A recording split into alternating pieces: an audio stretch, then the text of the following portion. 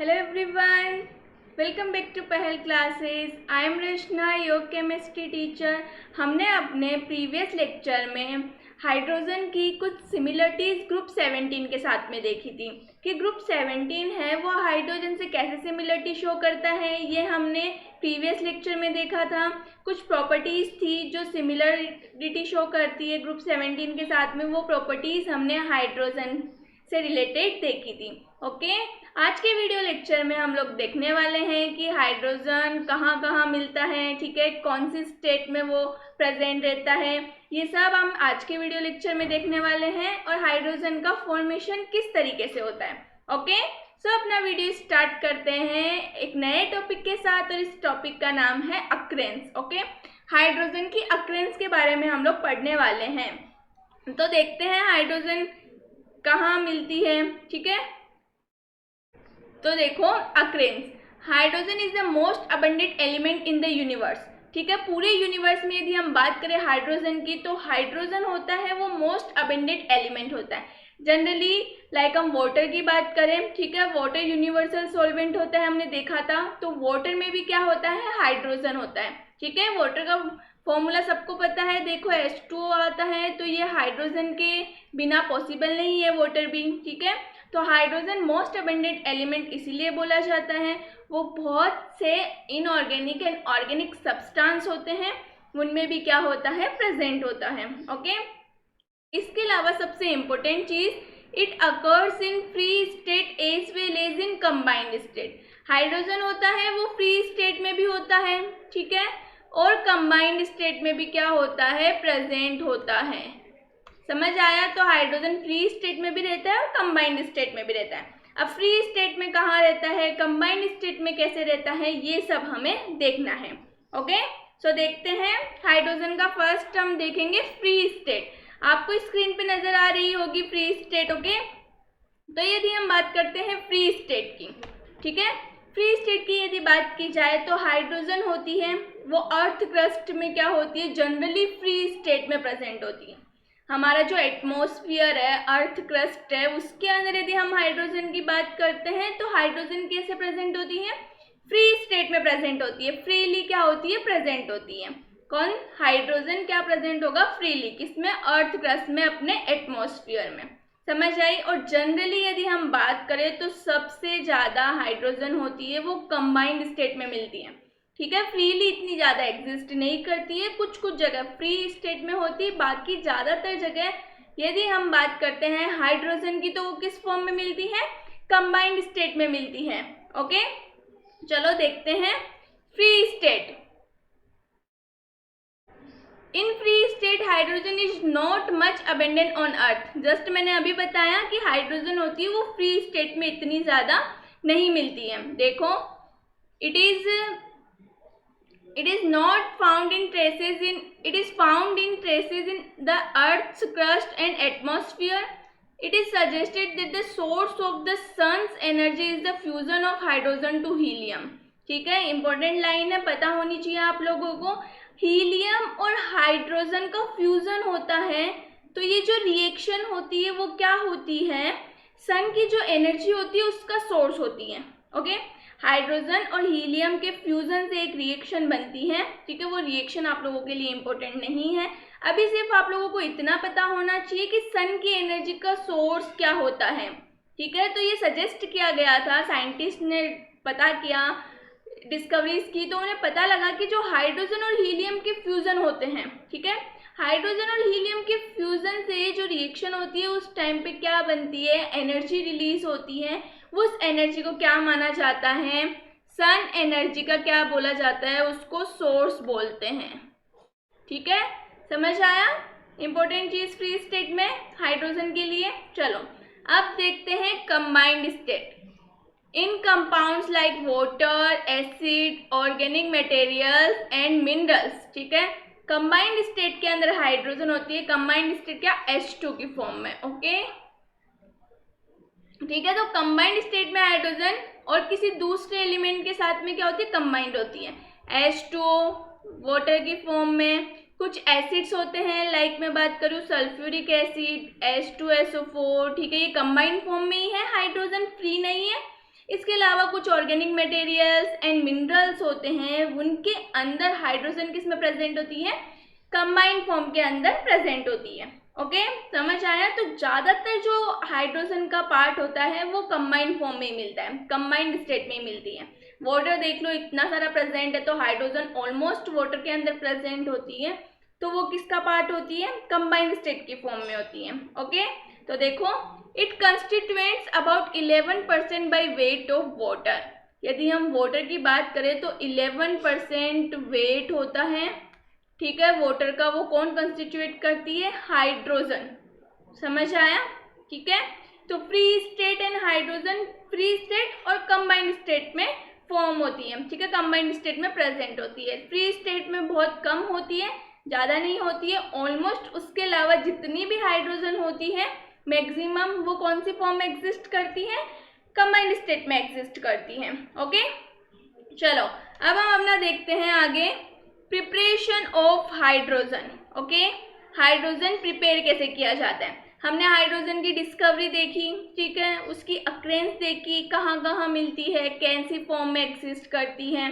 अब हम देखने वाले हैं एक न्यू टॉपिक हाइड्रोजन चैप्टर का, उसका नाम है preparation of hydrogen. Okay, hydrogen को कैसे प्रिपेयर किया जा सकता है, तो मोस्टली जो प्रिपेयर के मेथड होते हैं वो किन किन मेथड से प्रिपेयर हो सकती है। तो फर्स्ट आता है कोल्ड वाटर।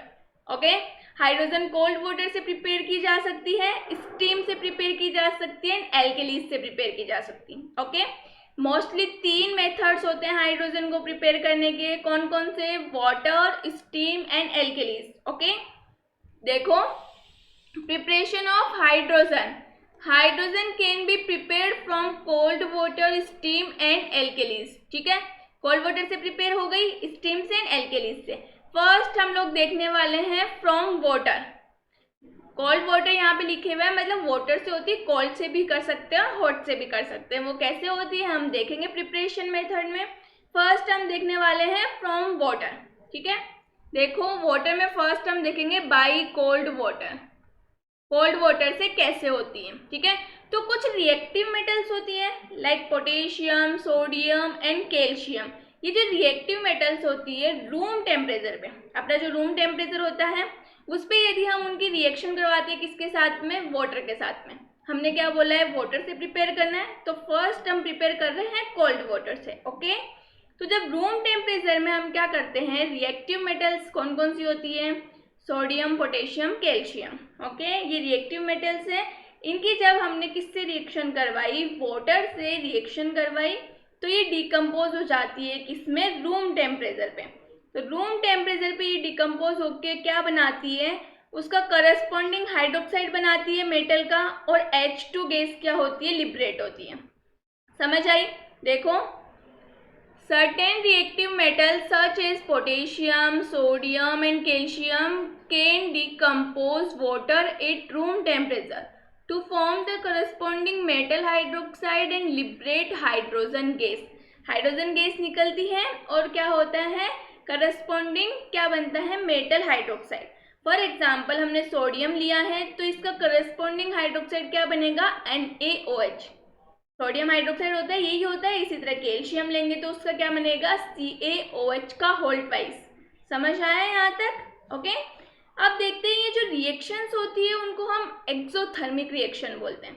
अब रिएक्शन 2 टाइप्स की मैंने बताई थी, एंडोथर्मिक एंड एक्सोथर्मिक। ओके, ये आई होप आप लोगों को पता होगा कि एंडोथर्मिक रिएक्शन क्या होती है, एक्सोथर्मिक रिएक्शन क्या होती है।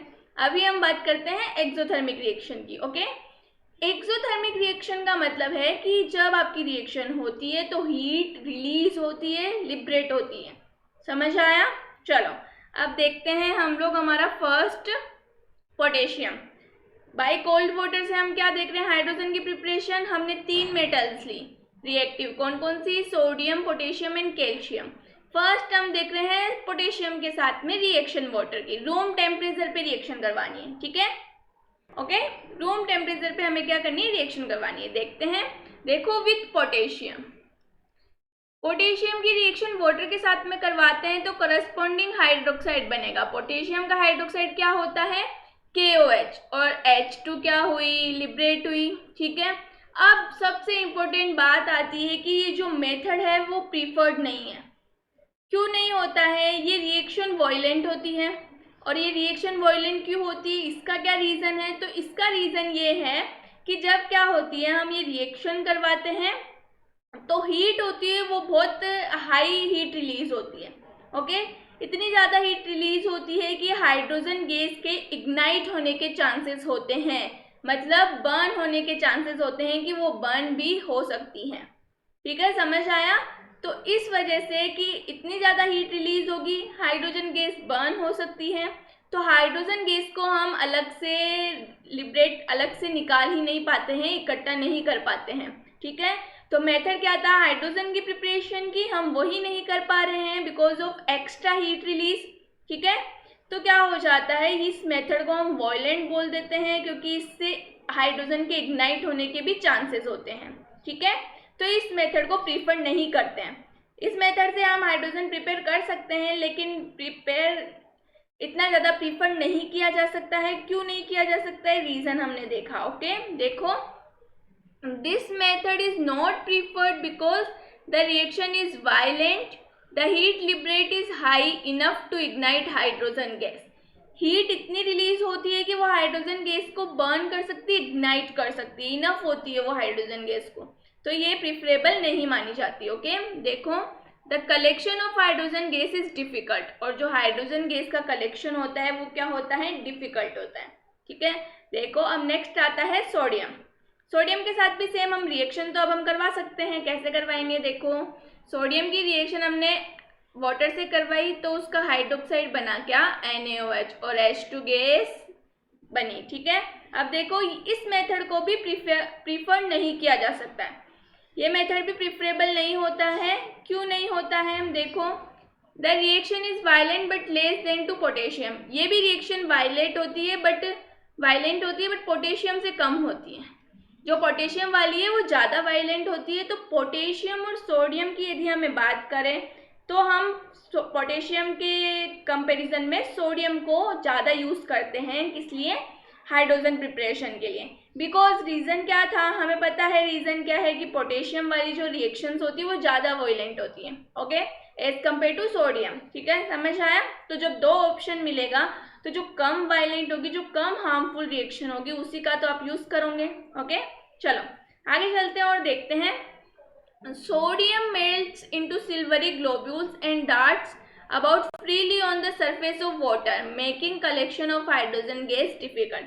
फर्स्ट रीजन तो हमने देखा कि वॉयलेंट होती है। क्यों होती है रिएक्शंस, ये क्यों नहीं प्रीफरेबल होती है? इसका एक रीजन और है कि जो सोडियम होता है वो सिल्वरी ग्लोब्यूल्स के अंदर जब वाटर में इसको रिएक्ट करवाते हैं तो वाटर के ऊपर उसकी लेयर बन जाती है। ठीक है, समझ आया? जो ये लेयर बनती है तो फिर जो रिएक्शन के थ्रू हाइड्रोजन गैस निकलेगी उसको हम कलेक्ट ही नहीं कर पाते हैं, क्योंकि वो लेयर बन जाती है फ्रीली सरफेस के ऊपर। फिर हम जो वाटर के साथ रिएक्शन के थ्रू क्या बनती है, हाइड्रोजन गैस, उसको कलेक्ट करना क्या हो जाता है, डिफिकल्ट हो जाता है। समझ आया? तो जो सरफेस पे क्या बना लेता है, ये सिल्वरी ग्लोब्यूल्स की एक लेयर बना लेता है। कौन बनाता है? सोडियम, रिएक्शन के थ्रू। तो जितनी भी हाइड्रोजन निकली उसको हम कलेक्ट नहीं कर पाते हैं। समझ आया? इसलिए भी इस रिएक्शन को प्रीफर नहीं माना जाता है। ओके, चलो आगे देखते हैं। कैल्शियम, तीन ही तो ली थी हमने, अब क्या देखने वाले हैं, कैल्शियम के बारे में। तो देखो, विथ कैल्शियम, ठीक है, कैल्शियम के साथ में रिएक्शन करवाओगे जनरली तो ये इस तरीके की रिएक्शन होगी। हमने रिएक्शन करवाई CaOH का होल ट्वाइस प्लस H2।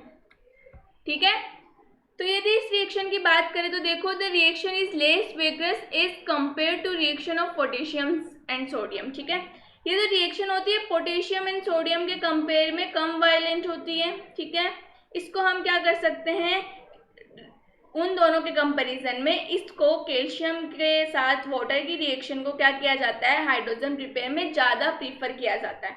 ठीक है, as compared to sodium and potassium. Okay, देखो, the reaction proceed smoothly and give a steady supply of hydrogen. ये रिएक्शन होती है वो स्मूथली हो जाती है और एक अच्छी हमें हाइड्रोजन गैस का क्या करवाती है, कलेक्शन देती है। हम अच्छे से हाइड्रोजन गैस को क्या कर सकते हैं, वहाँ से ले सकते हैं, प्रिपेयर कर सकते हैं।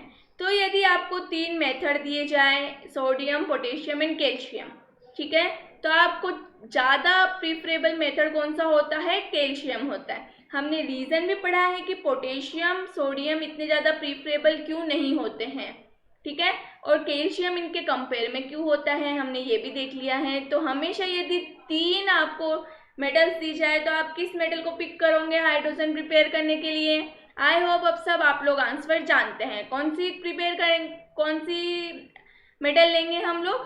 कैल्शियम। ओके, समझ आ गया। चलो, हमने अभी ये जो 3 मेटल्स देखी, ठीक है, वो किसके थ्रू हमने प्रिपेयर किया था? कोल्ड वाटर के थ्रू।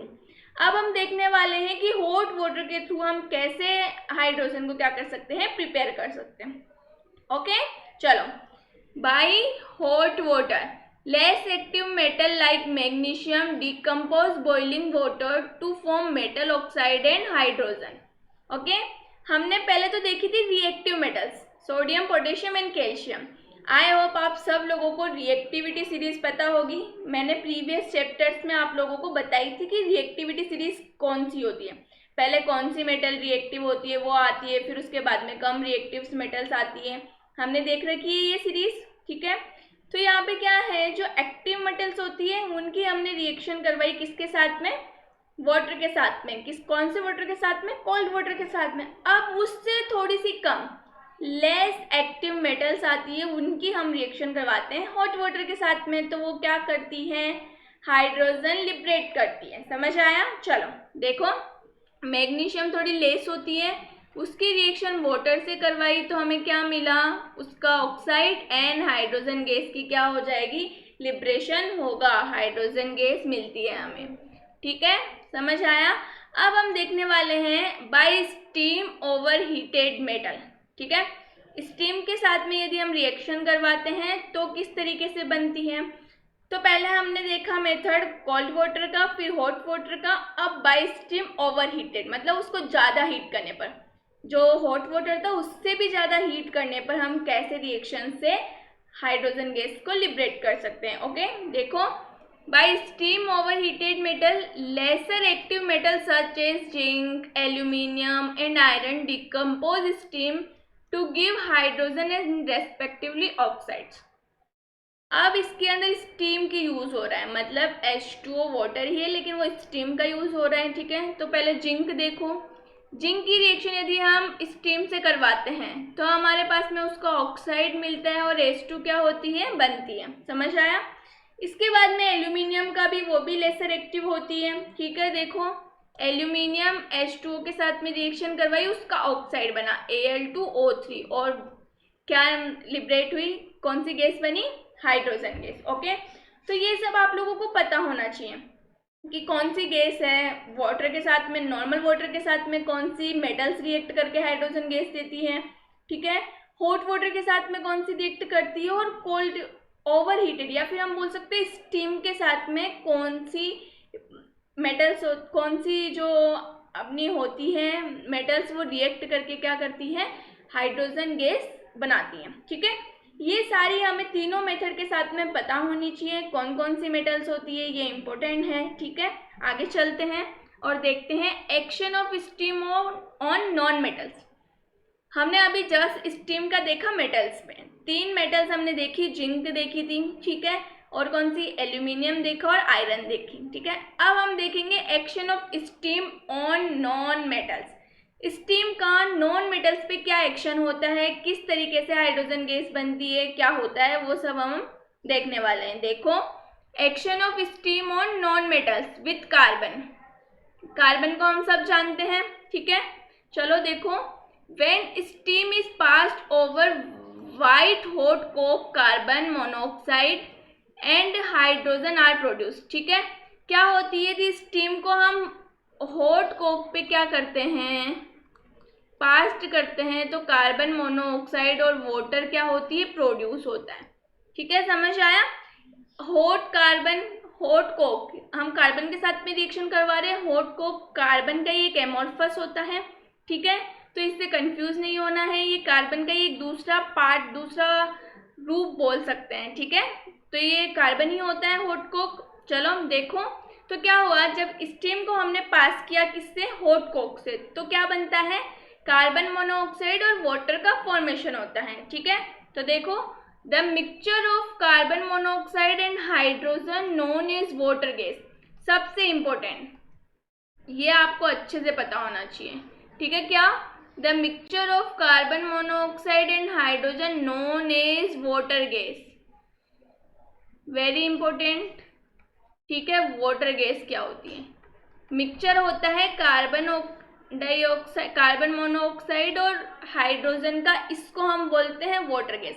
अब कभी भी आपसे पूछा जाए कि वाटर गैस किसे बोला जाता है, तो बिना कंफ्यूजन के फटाफट आंसर आना चाहिए। किसे बोलते हैं हम वाटर गैस, कार्बन मोनोऑक्साइड और हाइड्रोजन के मिक्सचर को क्या बोला जाता है, वाटर गैस, या फिर CO+H2 को हम क्या बोलते हैं, वाटर गैस बोलते हैं। और ये जो वाटर गैस होती है इसको बहुत अच्छा फ्यूल भी माना जाता है। देखो, इज ए गुड फ्यूल।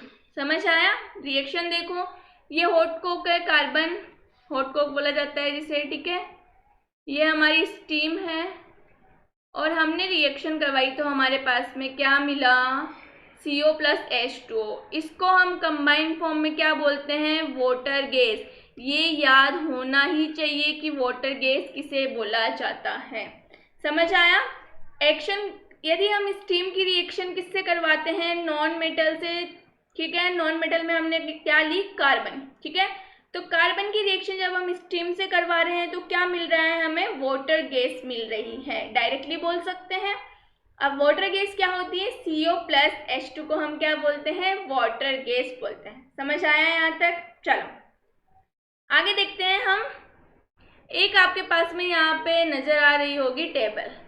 ठीक है, ये इम्पोर्टेंट है, जो अभी हमने जस्ट पढ़ा कि कोल्ड वाटर के साथ में, मैंने जस्ट अभी बताया कि कोल्ड वाटर के साथ में क्या होती है रिएक्शंस, कौन सी मेटल्स यूज होती है, पता होना चाहिए। ठीक है, इसके अलावा आपको पता होना चाहिए कि बॉइल वाटर के साथ में कौन सी होगी। ठीक है, इसके अलावा आपको पता होना चाहिए स्टीम के साथ में कौन सी रिएक्शंस करवाते हैं, कौन सी मेटल्स, नॉन मेटल्स रिएक्ट करती है। ठीक है, ये सब चीज़ें आपको क्या होनी चाहिए, पता होनी चाहिए। देखो, पोटेशियम वायलेंट होता है, सोडियम भी वायलेंट होता है, Ca लेस वेगरस होती है। इन सब की रिएक्शन किसके साथ में होती है, कोल्ड वाटर के साथ में। तीनों की रिएक्शन जस्ट देख के आ रहे हैं। मैग्नीशियम होता है, इसको बॉइलिंग वाटर के साथ में रिएक्शन करवाते हैं तो हाइड्रोजन लिबरेट करता है, ये भी जस्ट देख के आ रहे हैं हम। एल्यूमिनियम, जिंक और फेरस की रिएक्शन करवाते हैं स्टीम के साथ में, जस्ट अभी देखिए, और ये लेस रिएक्टिव मेटल्स होती हैं। ठीक है, इन तीनों की रिएक्शन भी किससे करवाते हैं, स्टीम के साथ में, और ये क्या होती है, लेस रिएक्टिव मेटल होती है। ठीक है, लेस रिएक्टिव मेटल। और जो Pb होता है, नॉन रिएक्शन, और बाकी जितने भी ये है वो भी क्या करते हैं, एलिमेंट्स कोई भी रिएक्शन शो नहीं कर सकते हैं, किसके साथ में, वाटर के साथ में। ठीक है, समझ आया। तो ये जो आपको सीरीज दिख रही है अपने एलिमेंट्स की, जनरली इसी को हम रिएक्टिव सीरीज बोलते हैं। ठीक है, ये जनरली जो अरेंज है वो सबसे एक्टिव है, फिर लेस एक्टिव है, फिर लेसर एक्टिव क्या है, एलिमेंट्स प्रेजेंट है। समझ आया।